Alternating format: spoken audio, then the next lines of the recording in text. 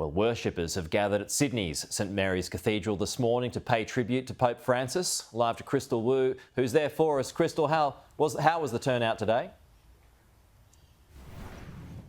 Pete, there was a steady stream of mourners who turned up to the Mass at 6:45 this morning at St Mary's Cathedral. Less than 100 attended. There were floral tributes laid. Last night, the church bells rung 88 times to remember the late Pope. Now, some people turned up on their way to work. Others appeared emotional as they remembered Pope Francis. He's a wonderful man, wonderful pastor, wonderful leader, not just for Catholics, but for so many other people in the world. I think he made a huge impact and he's brought us back to who we're meant to be. Just a huge loss for this world that we're living in, such a troubled world, and I found he was just such a peacemaker and he was just a wonderful man.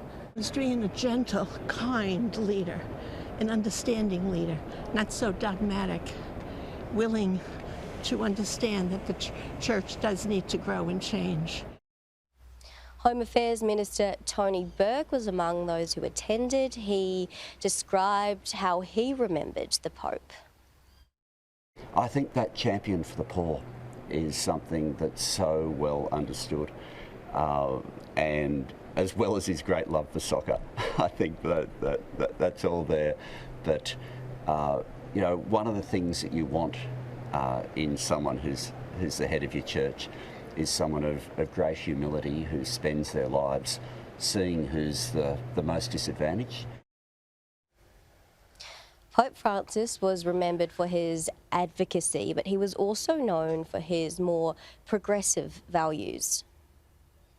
Someone that was difficult to put into a box, and so to say he was a progressive or he was conservative doesn't quite work with him. He was very traditional in his moral views, and yet he did want to advance the church's style of governance and its openness to the world.